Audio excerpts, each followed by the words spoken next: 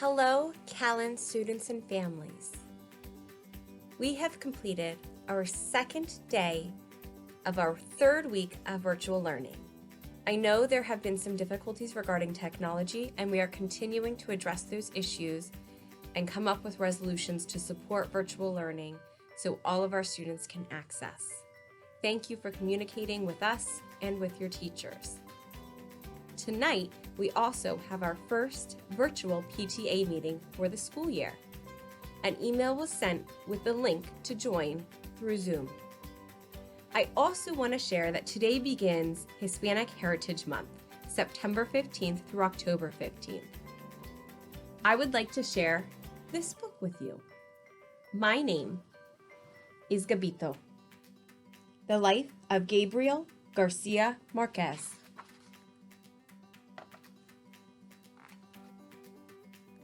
Can you imagine a shipwrecked sailor living on air and seaweed for 8 days? Can you imagine a trail of yellow butterflies fluttering their wings to songs of love? Can you imagine gold and silver fish swimming in the air? Can you imagine? Once there was a little boy named Gabito who could. This little boy would become one of the greatest storytellers of all time. Gabito was born in the magical town of Arcataca, Colombia, and his imagination was just as big and great and wild as the thickest jungles and highest mountains of Colombia. To Gabito, the world was a magical place. He grew up in a little house with his big family and, according to his grandmother, a strange and mysterious ghost. Sometimes little Gabito would imagine the ghost lady gliding through his house and rocking the empty rocking chair in the family room, back and forth, back and forth.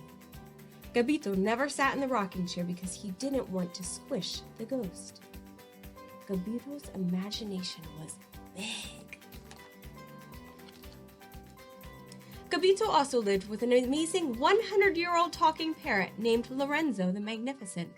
Lorenzo would make up stories of his own, just like Gabito, and sometimes his stories turned out to be true. One day, Gabito listened to Lorenzo tell a story about a big, angry bull getting loose. Imagine his surprise when a big, angry bull ran right through his kitchen. Maybe, thought Gabito, Lorenzo the Magnificent had magical powers. Gabito's imagination was wild. Gabito's favorite person in the whole world was his grandfather Nicolas, who had a giant dictionary filled with many amazing words. From this dictionary, Gabito learned the magic is not just for witches, that gypsies are wanderers with a taste for adventure, and that words can be big and great and wild too.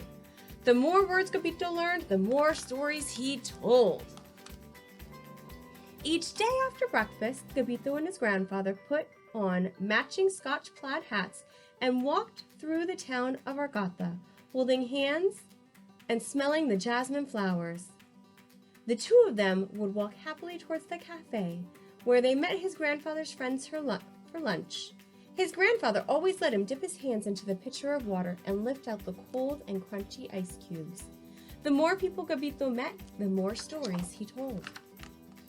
Sometimes, Gabito and his grandfather walked past the big banana plantation on the edge of town. He saw how hard the people on the banana plantation worked picking fruit. Even to little Gabito, it didn't seem fair that those who worked so hard were so poor, and this made Gabito sad.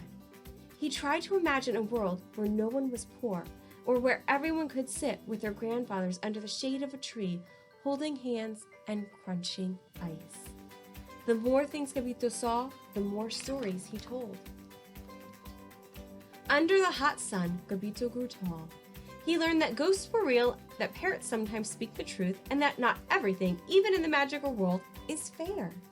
Most importantly, he learned that he loved stories. He loved hearing them, reading them, telling them, and writing them. He loved creating worlds where the impossible was possible, where dreams were true, and where people could float and fly. The more stories he wrote, the more he wanted to write. When Gabito grew up, he wrote the most exciting stories in the world. His stories were magical and amazing, but just as real as you or me.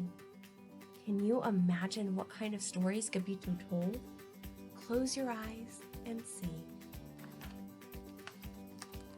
Can you imagine?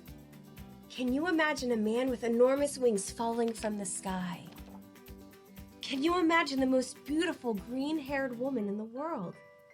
Can you imagine? Can you imagine? Can you imagine flying through the air on a magic carpet? If these stories sound magical, it is because they are. And they were written by the boy called Gabito, who grew up to be Gabriel Garcia Marquez, the great storyteller, read by millions, loved by all. But Gabito never forgot the parrot and the bull, the jasmine flowers and the banana workers, and the dictionary full of wonderful words. People on all 7 continents read his stories and love them, and discover just how magical and big and great and wild the world can be. Gabriel Garcia Marquez has a gift.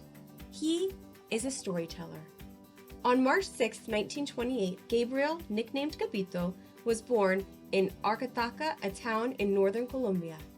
Gabito was raised by his grandparents in a house filled with brothers, sisters, aunts, cousins, and a 100-year-old parrot named Lorenzo the Magnificent. Gabito learned a great deal from his grandfather and his grandmother, who told many stories themselves. Over the years, Gabito worked as a journalist and a novelist. He lived in Europe, the United States, and Mexico, among other places. In 1958, he married his childhood sweetheart, Mercedes Bacha Pardo, and they had 2 sons, Rodrigo and Gonzalo. Gabito's early life was also shaped by the struggles of the poor banana workers. He believed in the workers' fair rights. Even when Gabito became one of the most famous writers in the world, he never forgot the workers, and their stories made their way into his novels and life. Gabriel Garcia Marquez has written over 30 books, including Love in the Time of Cholera, Living to Tell the Tale, and his most brilliant novel, 100 Years of Solitude. In 1982, he was awarded the Nobel Prize for Literature. His stories are celebrated all over the world. He writes most often about Colombia, sharing stories of people and places that are both magical and real. He lives in Mexico City, where his genius for storytelling continues to be a gift for us all. Take some time and imagine. Use your imagination. Think about how Gabito used the experiences around him to help shape and write the stories that he developed. Can you imagine?